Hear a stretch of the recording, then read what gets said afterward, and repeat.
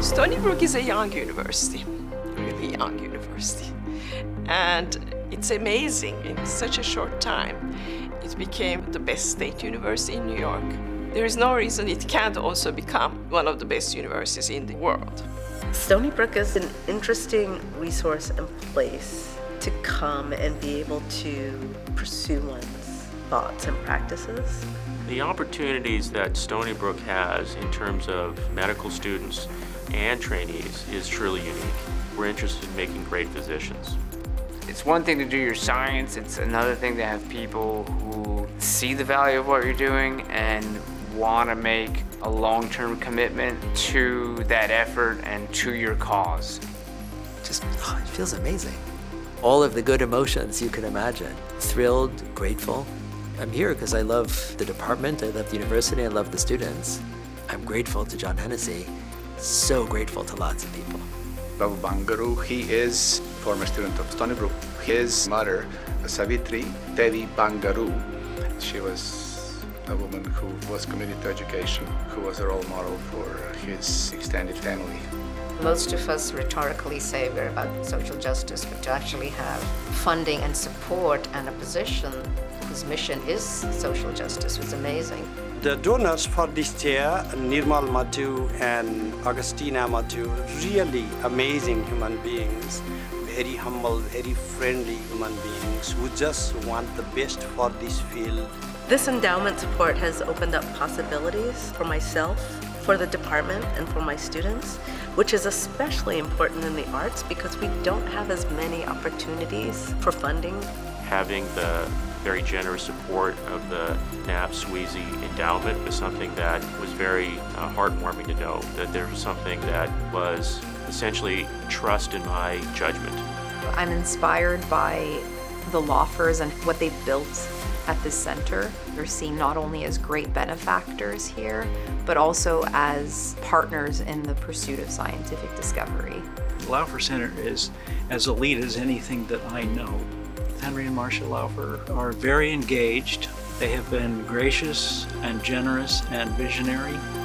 I'm very grateful in helping us build a new lab here, now recruit new faculty members. I'm very optimistic about the future. People from almost every single country come to Stony Brook to advance their knowledge. And this university offers so many opportunities for research, so many opportunities to interact with other scholars. I am grateful that we have donors that are not only very generous, but also very enthusiastic about our work and proud of what we do here. And I really appreciate that support from them. Please welcome the Stony Brook University faculty and leadership.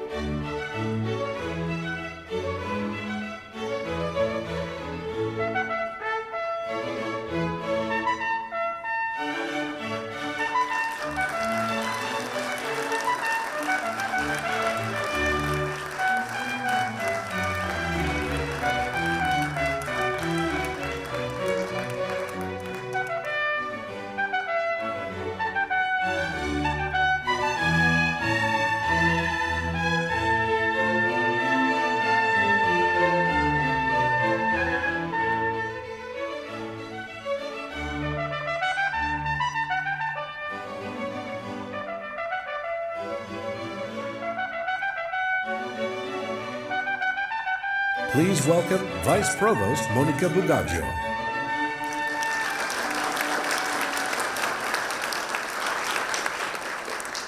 Good morning, everyone, and thank you for joining us for this wonderful ceremony. This annual tradition provides our community with a chance to recognize excellence among our faculty. And this year is no exception. The faculty members being recognized today represent Stony Brook University at its best. The breakthroughs made possible by our faculty research and endeavors are helping solve some of the greatest and most complex challenges of our day. I want to personally thank each of you for your tireless commitment and passion for excellence. I also want to take this opportunity to thank our donors. In a few moments, you will see the impact of your generosity and your investments in the groundbreaking work taking place here at Stony Brook. Through videos and remarks, you are all about to see firsthand their work in action. But before we get started, it is now my distinct pleasure to introduce and welcome Stony Brook University Interim President, Richard L. McCormick. Dick.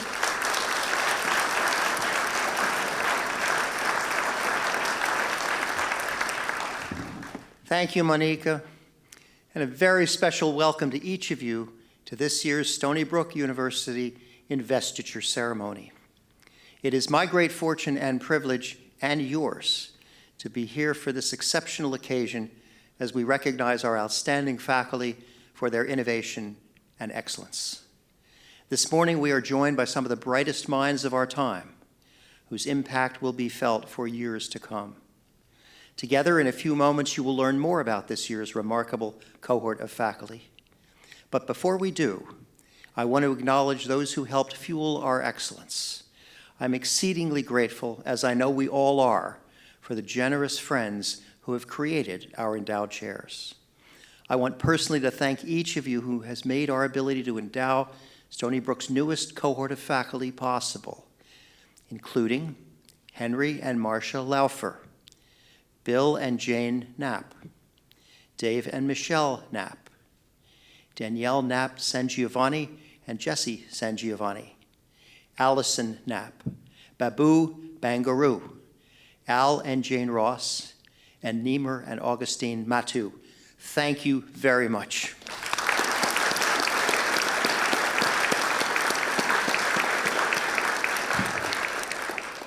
Your generosity and the trust you have placed in us are essential to our ability to recruit and retain the absolute best scholars to Stony Brook, scholars like those we are honoring today.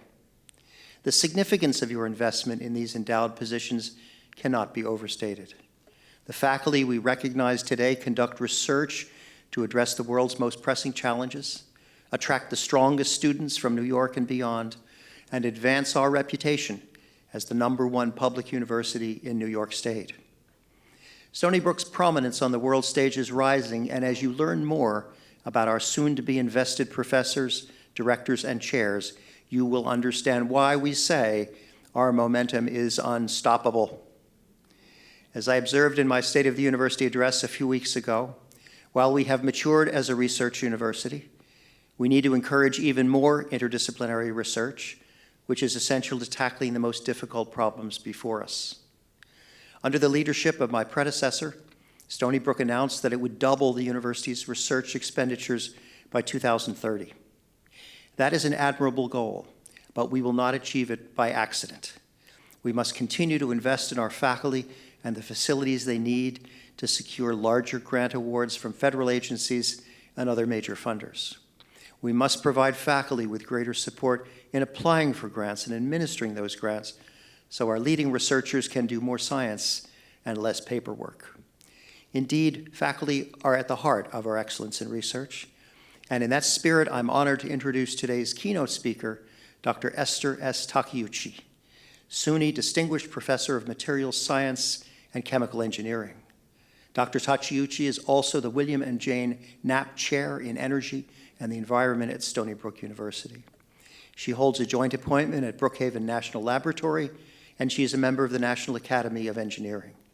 She was awarded the National Medal of Technology and Innovation, inducted into the National Inventors Hall of Fame, and is a charter member of the National Academy of Innovation. Please join me in welcoming Dr. Takeuchi to the stage.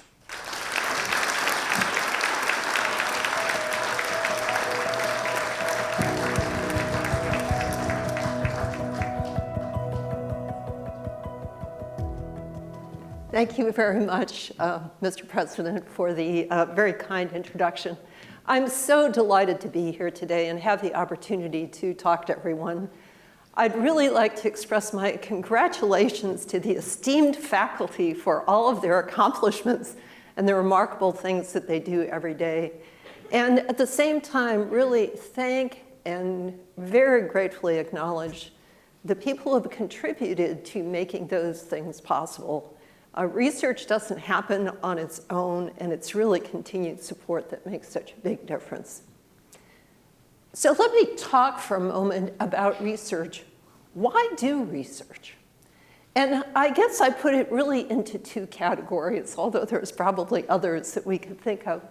One is really the sense of discovery and exploration. I think it's part of what makes humans human. We've always wondered about what's at the top of the highest mountain. Can we go to the moon? What's at the bottom of the ocean? How do things work? What are stars? And that's all about discovery, and research is exactly that. Trying to push forward to understand the next thing, to understand why things are the way they are, and more than that, research is now at the point where we try to actually make things different. Can we make new materials? Can we change the way things are? And that leads me really to the second area of research, and that's really impact on society, making a difference. So with those wonderful discoveries and learnings and insights that we have, now how do we make the planet, humans, people better? How do we make them have better lives? And so that's our motivation. So I'm going to take a bit of a journey with my own research career and start with the first job that I had after I finished all of my graduate education, and then move on to kind of the current view of what we're doing now. And I started at a company that was actually, at that time, a fairly small family-owned business. It was started by the person who invented the circuitry for the implantable pacemaker, but our company never made the device. That was licensed. Our company made the batteries. And my first project when I started there was the battery for the implantable cardiac defibrillator. If you don't know what ventricular fibrillation is, it's really catastrophic. The heart, instead of having its normal beating rhythm, has many, many, many random electrical signals, and instead of beating, it essentially just vibrates, stops pumping blood. It's fatal unless there's rapid intervention, and that's why it's so critical to have external defibrillators close, airports, sports arenas, everywhere. But for people who are prone to this, there is an implantable version. So what this device does, continually monitors your heart, and then if this is sensed, if VF is sensed, then it can respond. There was a device that was demonstrated. It needed a battery. And at the time we started the project, there was no battery that could meet this challenge. Small, predictable, reliable, works for 5 years, safe. And by the way, this is not rechargeable. So imagine having a battery work for 5 years on its own. And that's what we took on as our major challenge. And so how did this progression go? So in the early stages, there really was a question of invention and discovery. How are we going to address this challenge? And there's 2 fundamental patents that lay out what the initial battery was, how it worked, and then it moved forward to engineering it, creating a product, developing the manufacturing processes, and then introducing it into the market. And I have to say that the need was so great that this process moved remarkably quickly. It was between about 2 and 3 years that the first product entered the market. But applications change.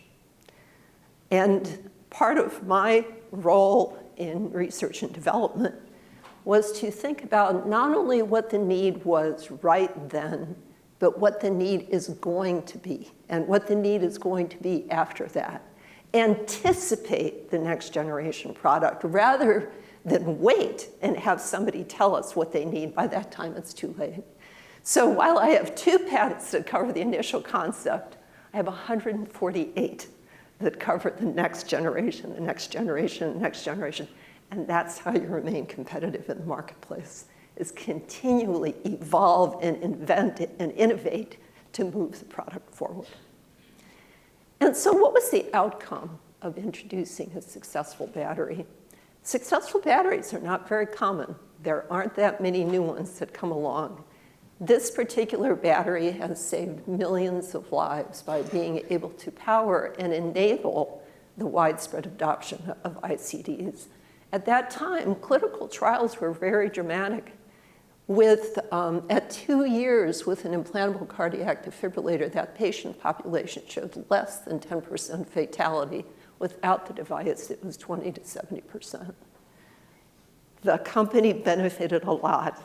This is a very, very profitable battery and led to an IPO. So now that family-owned business is now a large public company. And SVO, lithium SVO, the battery that was part of that initial invention, remains on the market. It's still manufactured in New York and is a dominant player in what powers more than 300,000 human implants every year. And I got to meet the head of the patent office. I got to meet the president, and I don't know, maybe he's aged more than I have, so. So let's flip forward to today. You know, the impact on human health that the ICD battery is something I'm enormously proud of. But if I think about what's going on today and take a look, and this is just a few recent examples of what's happening with extreme weather events. North Carolina just recently, how awful, Florida, Stony Brook in our own backyard, you know, this water, this lovely pond that was there for generations. I don't know if you've seen it. It's now kind of a big mud pile. Really, really terrible. And it happened in a day, one day of rain. Unprecedented things are happening. And we think about pollution. You know, these are just pictures going on. The impact on human health, not only in the United States, but globally, is just astonishing. So if there's anything that can be done to help offset some of this, the impact on humanity, human health, people, is just going to be enormous. So there's a recent report, and I helped author this. This was sponsored by the National Academies, and the whole idea was, if we have goals in terms of decarbonization that we need to achieve by 2050, what do we need to do now? What do we need to do now in the next 10 years to have a chance of getting to our goals in 2050? And a lot of it has to do with electrification. But if we electrify, for example, vehicles, we have to have clean electricity. So the two largest emission segments in the United States are transportation and electricity generation. So we must be able to make both of those clean. Fewer emissions, cleaner energy. Now here's the thing. If we need to electrify cars, we need to have portable electricity. Think batteries. If we need to have clean electricity, renewable electricity, solar is a pathway. Wind energy is a pathway. They're both intermittent. There has to be a way to store energy while the supply is large and demand is small, to balance when the supply is low and the demand is high. So batteries are used for many things. So earlier I talked about medical batteries. Portable electronics, my goodness, we're surrounded by them. Everything from phones to laptops to iPads, you name it. Electric vehicles. And now I'm talking about large-scale energy storage. All of these benefit from being able to put electricity in a box, store it, and use it later. But they're all different. So the challenge is, how do we use the fundamental science that we know about this field to address these two new challenges, meaning electric vehicles and large-scale storage?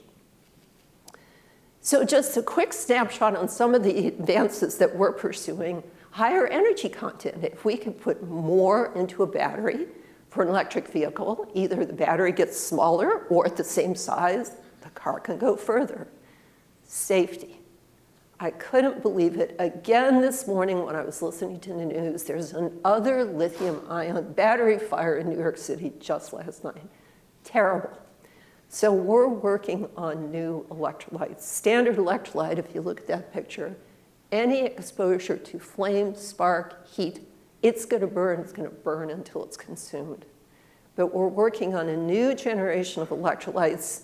And yes, there's electrolyte there, and yes, we put a butane torch on it. It doesn't burn at all. So it's those types of breakthroughs that we must have in order to make these batteries more widespread and safer. How to charge in 15 minutes. Environmentally friendly batteries using aqueous electrolytes, really earth-abundant benign materials. And I have to comment that these problems are going to be here long after, unfortunately, most of us in this room are gone. We must have this next generation of leaders who are going to solve these problems and take us into the future.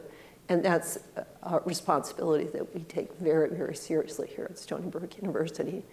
And I want to also comment that, especially in research, none of us travel this journey alone.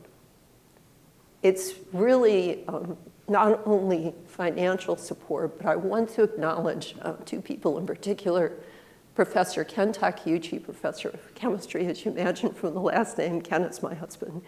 He's been a source of scientific knowledge, wisdom, and advice for my whole career, and I could not have accomplished what I have accomplished without his guidance. And Professor Amy Marshalock, also professor in chemistry.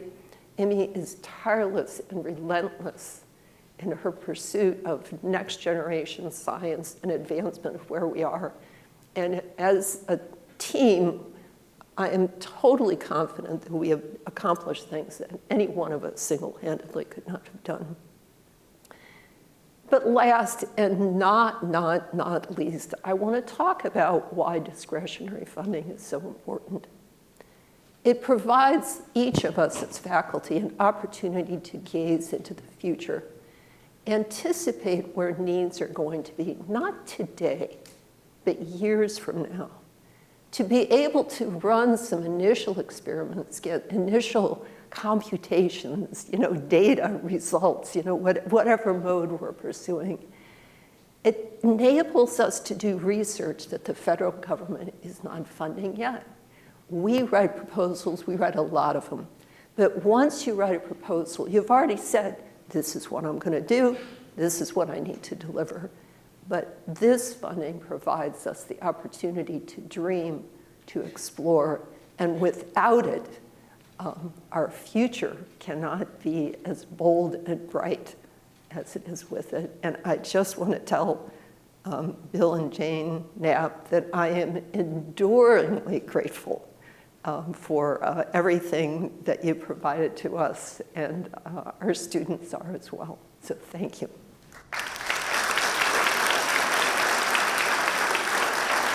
Please welcome back Vice Provost Mónica Bugallo. Thank you, Esther, for your inspiring presentation. Your pioneering work in energy storage, particularly empowering life-saving medical devices and advancing sustainable technologies, has had a profound global impact. As a researcher, leader, and mentor, you continue to inspire the next generation of scientists. We are honored to benefit from your vision and have you among our faculty. It is now time to begin with the presentations of medals. I am pleased to welcome Dean David Grobel, who will introduce our first round of faculty from the College of Arts and Sciences. David.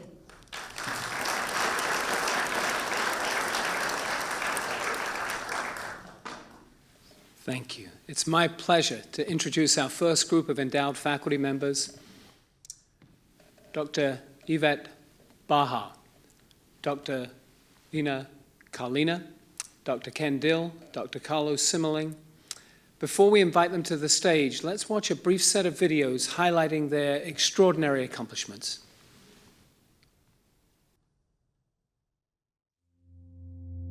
My research is very interdisciplinary. I would call it computational biology. And as the name indicates, the focus is biology, but the methods we use are computations. One is physical sciences and engineering, the other is machine learning, computer science, artificial intelligence. And we're trying to merge the two types of approaches to learn about biological systems, to be able to design new drugs. We have developed a computational tool called ProD for protein dynamics, which is used by about 200,000 scientists. To me, that's really very satisfying.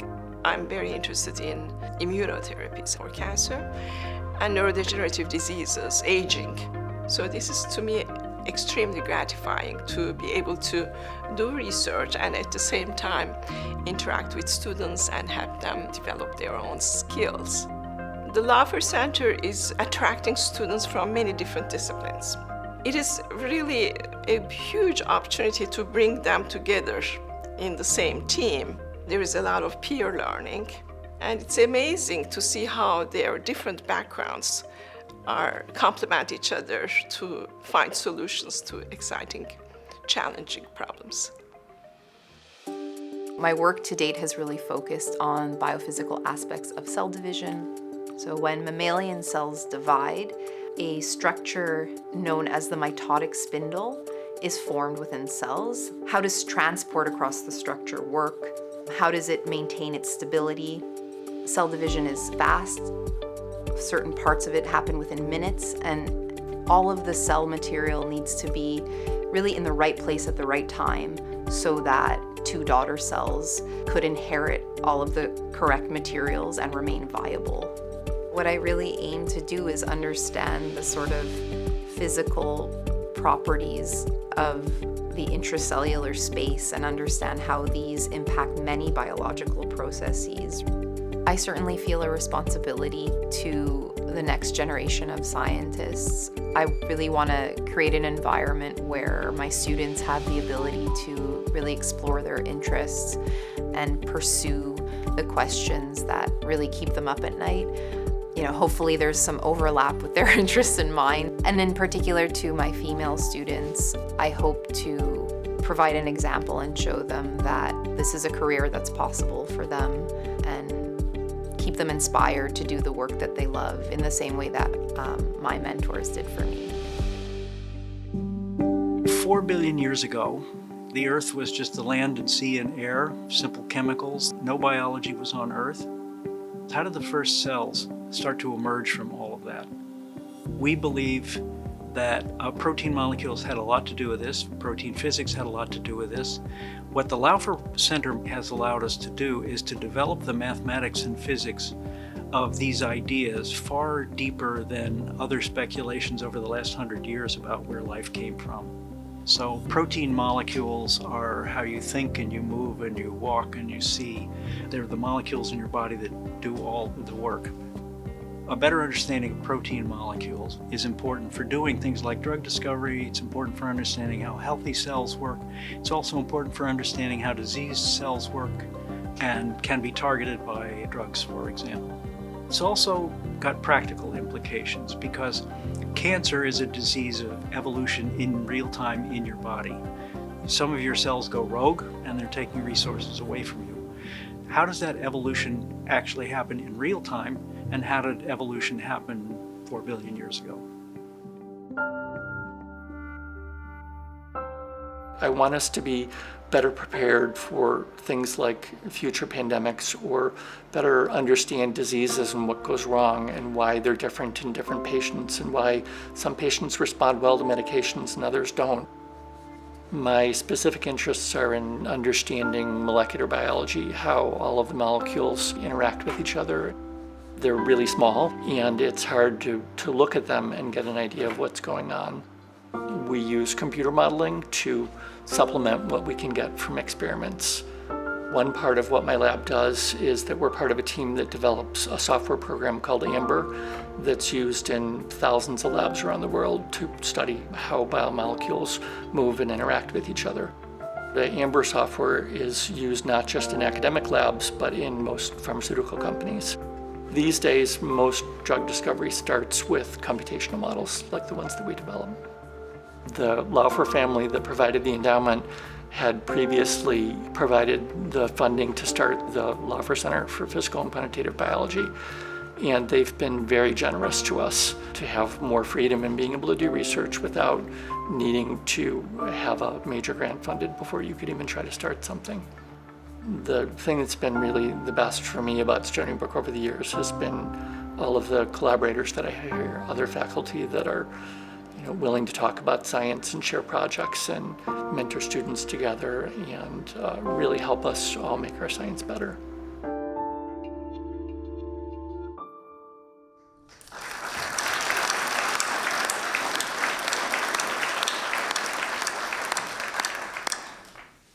Yvette, Lena, Ken, and Carlos, could I please ask you to join me on stage?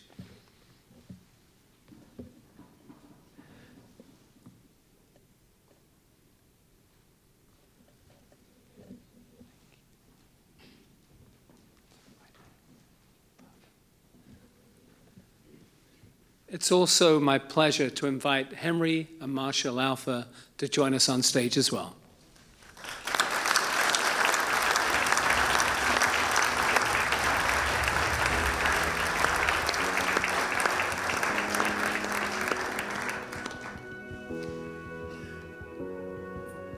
With a generous gift in 2008, Henry and Marcia Laufer established the Lewis and Patrice Laufer Center for Physical and Quantitative Biology.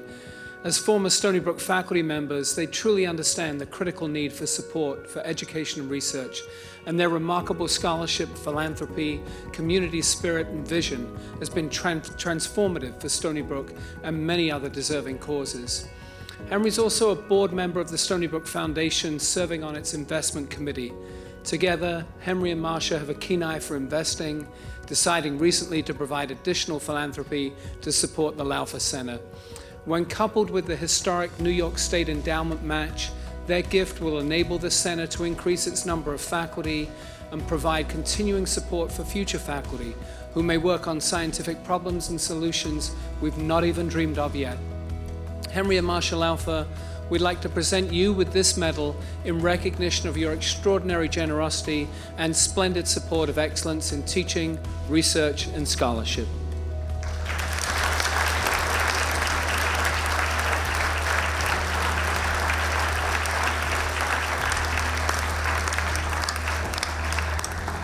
Dr. Baha, Stony Brook University proudly recognizes your outstanding contributions in teaching and research, honors your exemplary service to the field of physical and quantitative biology, and acknowledges the distinction you bring to the university as the Lewis and Beatrice Laufer Endowed Director and Chair in Physical and Quantitative Biology.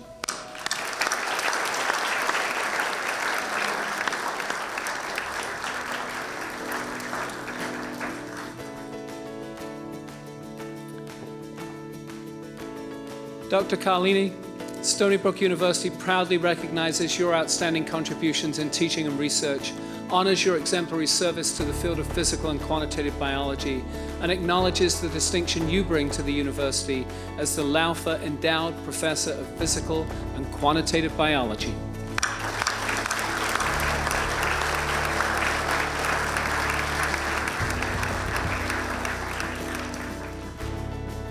Dr. Dill, Stony Brook University proudly recognizes your outstanding contributions in teaching and research, honors your exemplary service to the field of physical and quantitative biology, and acknowledges the distinction you bring to the university as the Laufer Family Endowed Chair of Physical and Quantitative Biology.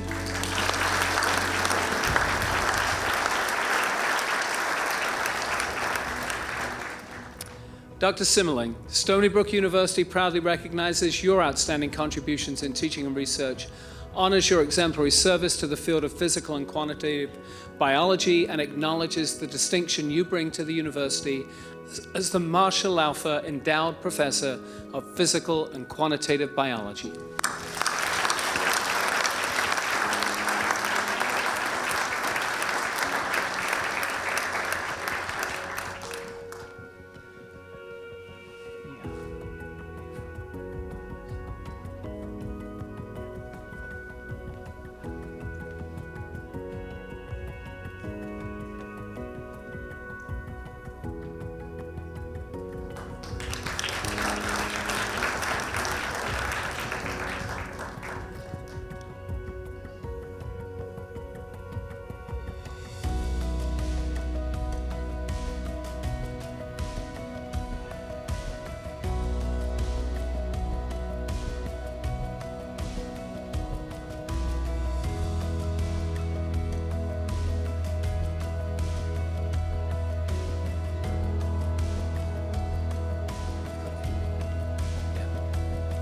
Congratulations to all of you.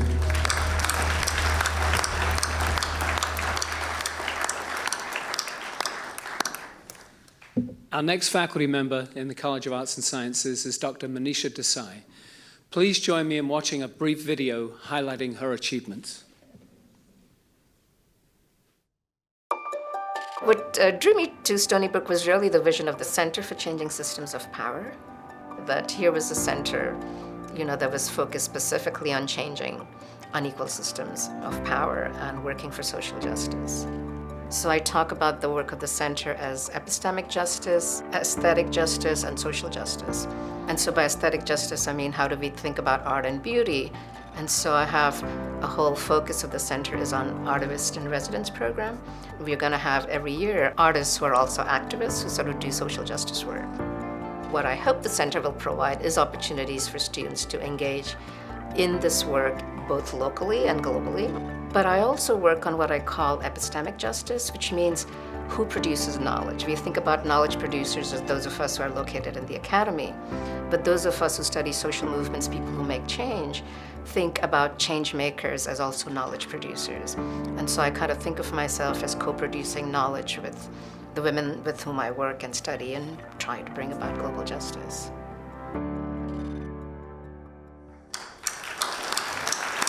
Dr. Desai, please join me on stage.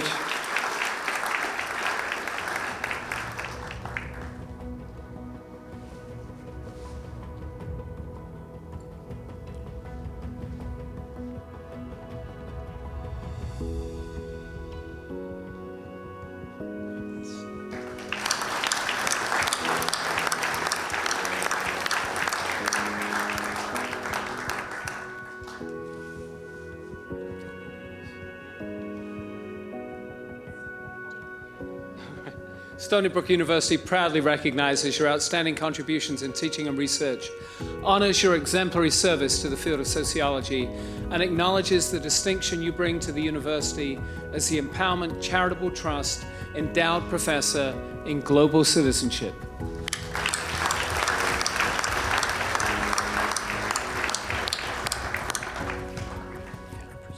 Our next faculty member is Stephanie Dinkins. Please join me in watching a brief video highlighting her achievements. Where are we going? Does anyone know where they are taking us? The focus of my work is emerging technology and how it's impacting society. I'm very concerned with artificial intelligence and the way it is changing the way we live, the way we work, the way we remember, and participation of the global majority in the development of the systems that govern us. And the practical implications for me are things like, how do regular people get involved with these systems that they think are beyond them? How do we believe that we have a place and a way to impact the system?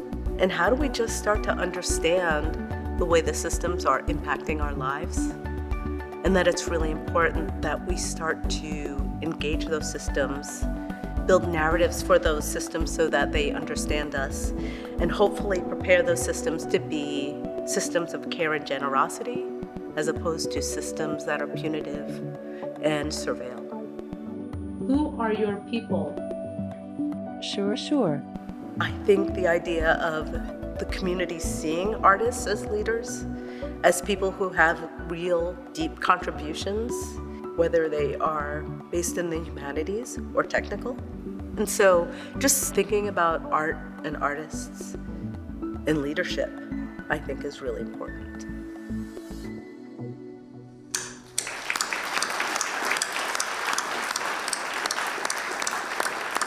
Stephanie, please join me on stage. And thanks for not joining me earlier when I misdirected you.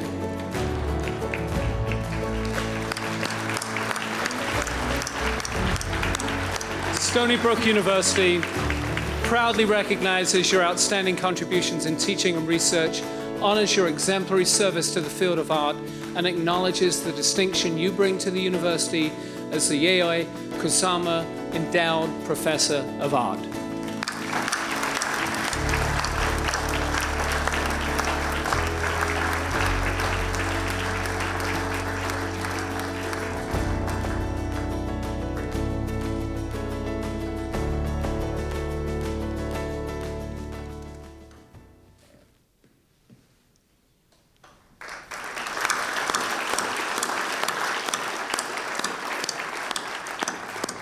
Our next faculty member is Dr. Stanisław Timosina.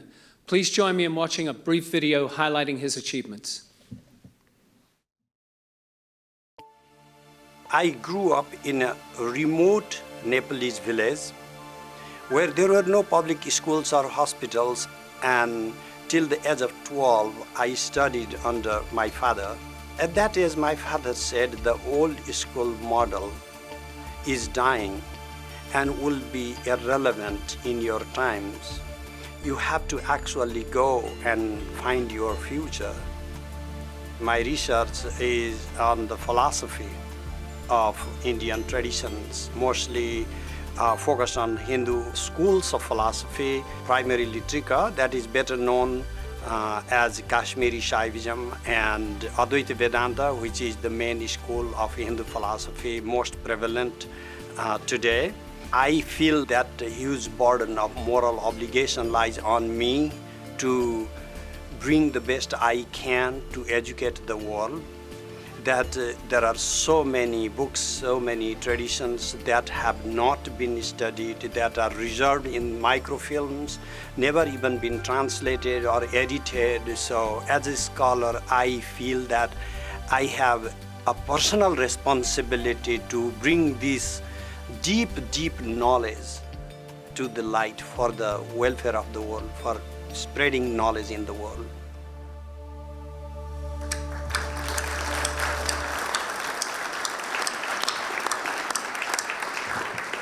Dr. Timosina, please join me on stage. And it's also my pleasure to invite Nirmal and Augustina Matu to join us on stage.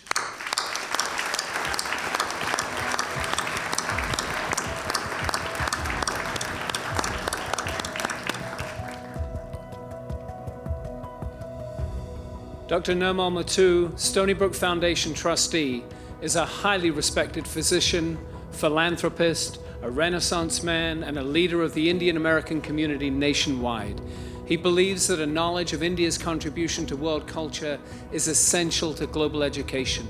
He's co-edited with Professor Sridhar the critically acclaimed reference book, Ananya, A Portrait of India, and he and his wife Augustina have worked tirelessly to promote the Center for India Studies at Stony Brook over nearly 3 decades.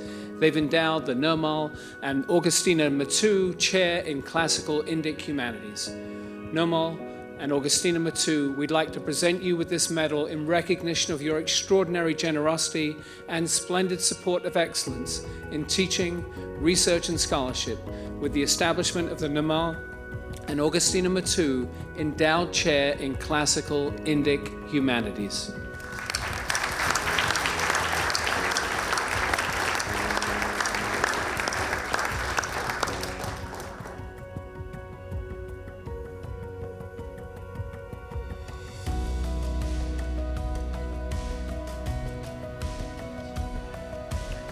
Dr. Timosina, Stony Brook University proudly recognizes your outstanding contributions in teaching and research, honors your exemplary service to the field of religious studies and philosophy, and acknowledges the distinction you bring to the university as the Nirmal and Augustina Matu Endowed Chair in Classical Indic Humanities.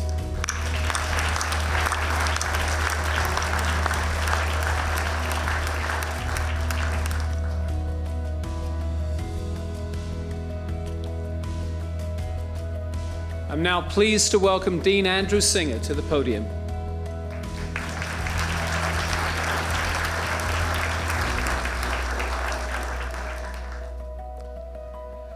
Good day. Our next faculty member is Dr. Michael Bender. Please join me in watching a brief video highlight of his achievements.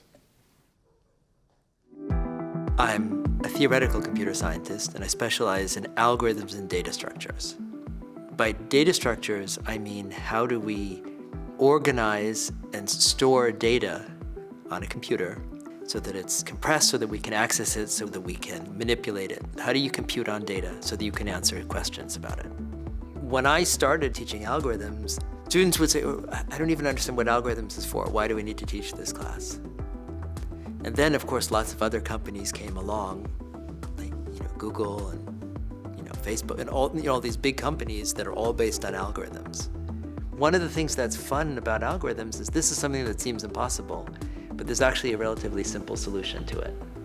So an algorithm can be anything from, oh, I've got trains. How do I schedule what trains go on which tracks? So these would be scheduling algorithms. How do you decide which programs to run on which nodes of a supercomputer? How do you assign pilots and crew to airplanes? If you watch Netflix, how does Netflix choose what's another movie that you might like based on your previous watch history? So that's all algorithmic. How do you store the data so that you can access it very quickly and ask questions about the data? So that's sort of more data structural and algorithmic, where you're also trying to figure out how to sift through large quantities of data. Yeah, algorithms are basically everywhere. Dr. Bender?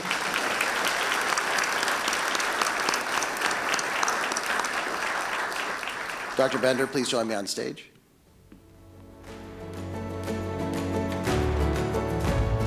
Dr. Bender, Stony Brook University proudly recognizes your outstanding contributions in teaching and research, honors your exemplary service to the field of computer science, and acknowledges the distinction that you bring to the university as the John L. Hennessy Endowed Professor in Computer Science.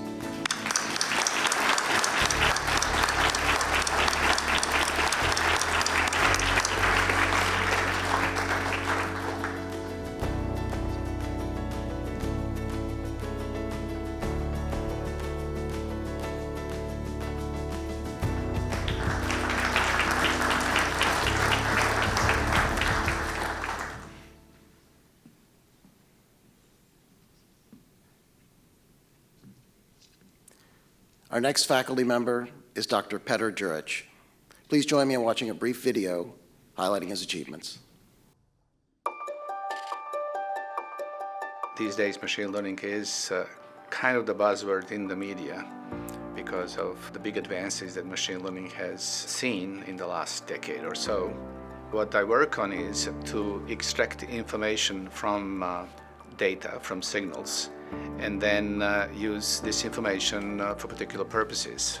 One good example is in obstetrics. So there we have the task to collect signals from a mother who is in labor. There is belief that the fetal heart rate provides information about the well-being of the fetus in the last 2 hours before delivery. Our objective is not only to use fetal heart rate, but other information to determine if the fetus is compromised or not. I also work on problems related to how to optimize things, how to optimally design an experiment so that it does provide the best information that we need to get when we conduct the experiment.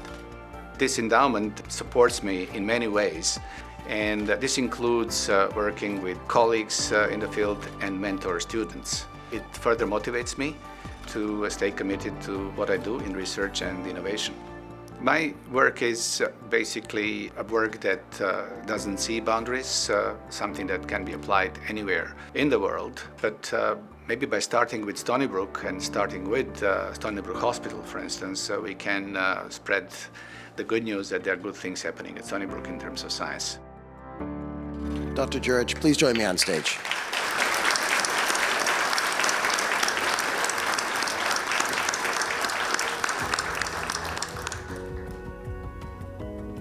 The Savitri Devi Banguru Term Professor in Artificial Intelligence is made possible by the generous support of Babu Bangaru.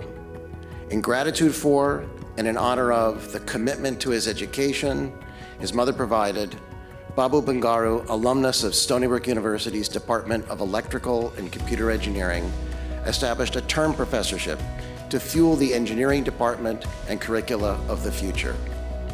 Mr. Bangaru appreciates the impact that this type of fund can make within the EC department and its ability to attract and retain exceptional faculty. Dr. Juric, Stony Brook University proudly recognizes your outstanding contributions in teaching, research, honors your exemplary service to the field of electrical and computer engineering, and acknowledges the distinction you bring to the university as the Savitri Devi Banguru Term Professor in Artificial Intelligence.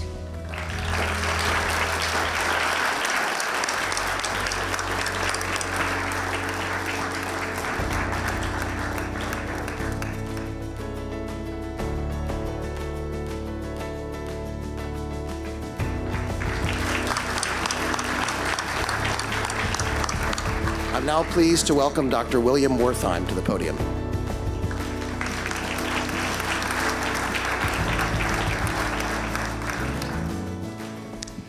Good afternoon. Our next faculty member too, is Dr. Kenneth Gao. Please join me in watching a brief video highlighting his achievements.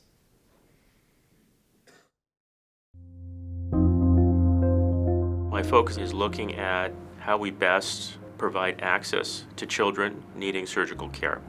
When I started, we had one clinic on Long Island, and we made a concerted effort to work with our Department of Pediatrics. And our clinics went from 1 to now 6 clinics across the island. Patients that are being seen by their pediatricians and have surgical needs just come over either to us or we will go over to them and easily see patients without having them schedule another visit. This is something that I think is really important for us to try to really address the needs of children and their parents.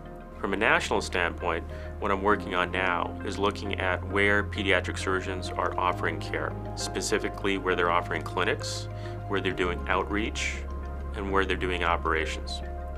This has never been done before, and so we're learning a lot about how very different parts of the country are addressing very unique problems.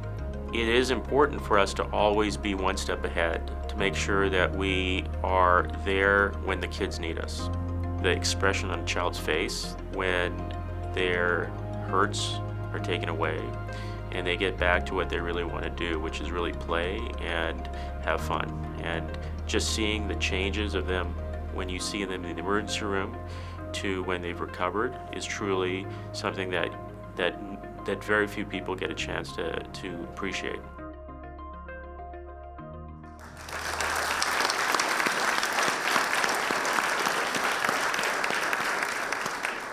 Dr. Gao, please join me on stage. It's also my pleasure to invite William and Jane Knapp, Michelle and Dave Knapp, Danielle Knapp Sangiovanni and Jessie Sangiovanni, and Allison Knapp to join us on stage.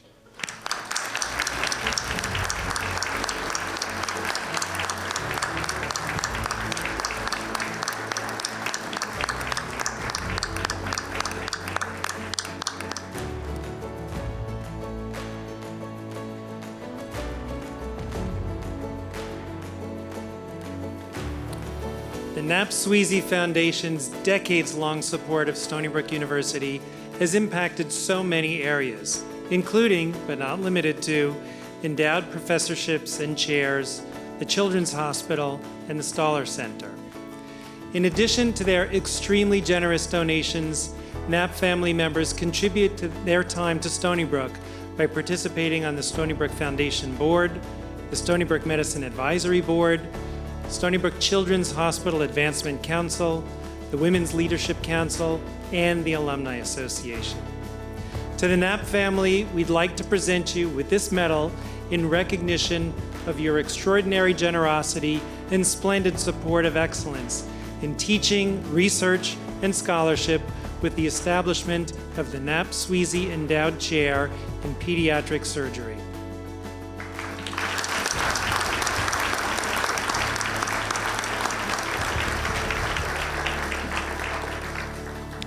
Dr. Gao, Stony Brook University proudly recognizes your outstanding contributions in teaching and research, honors your exemplary service to the field of medicine, and acknowledges the distinction you bring to the university as the Knapp Sweezy Endowed Chair in Pediatric Surgery.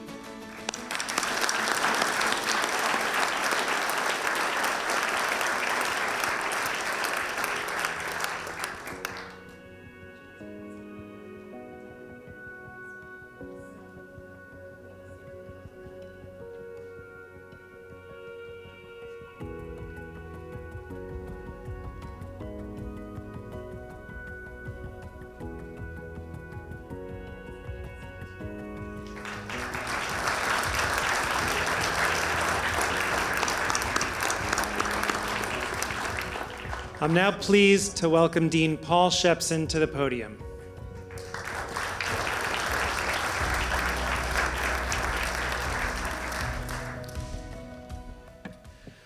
Our next faculty member is Dr. Chris Gobler. Please join me in watching a brief video highlighting his achievements.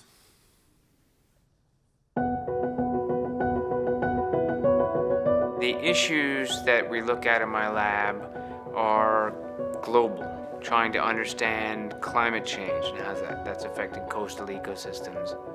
This endowment has really allowed us to have a robust network looking really, I would say, at all of downstate New York. And it's both with people out there collecting samples, but we've also transitioned to using a lot of autonomous devices. So devices that are out there collecting data all the time, so monitoring how water quality changes without us needing to be there. And then another aspect has just been expanding the research that we're doing, because you can make observations in an ecosystem, then you can hypothesize they may be stressful for the organism.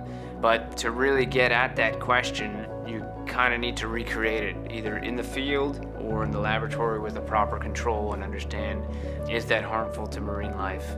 And then further, what can be done to fix that?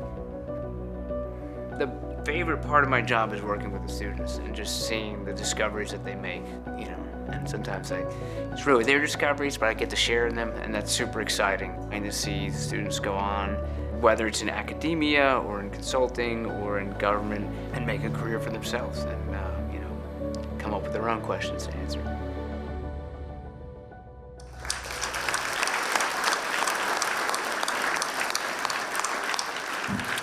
Dr. Gobler, please join me on stage. It's also my pleasure to invite Jane Ross to join us on stage.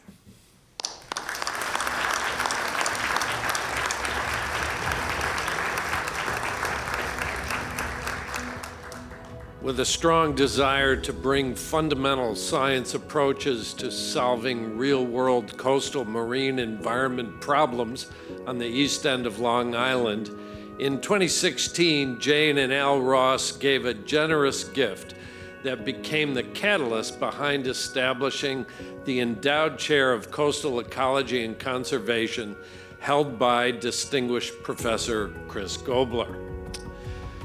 Jane is a dedicated member of Stony Brook School of Marine and Atmospheric Sciences Dean's Advisory Council and is always asking how she can help. And I love it when she asks that question. She always has, with big impact.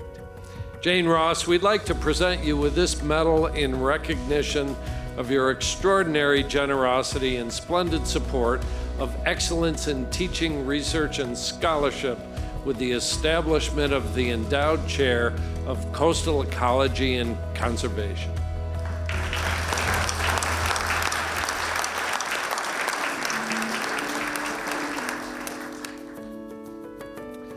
Dr. Gobler, Stony Brook University proudly recognizes your outstanding contributions in teaching and research, honors your exemplary service to the field of coastal ecology and conservation, and acknowledges the distinction you bring to the university as the Endowed Chair of Coastal Ecology and Conservation.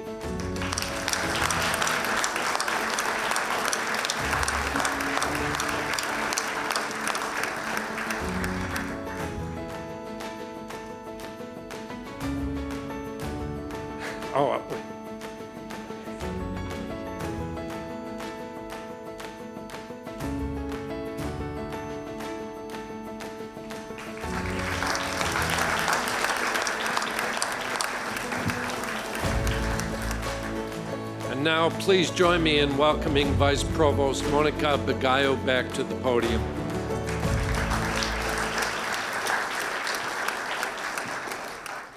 Let's give one last round of applause to today's honored faculty.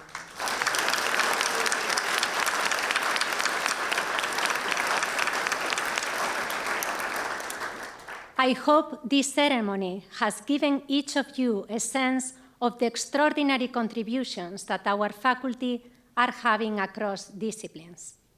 From artificial intelligence to public health to climate change, Stony Brook exemplifies the power of public higher education. Thank you all for joining us today. And thank you to all those who organized this amazing event.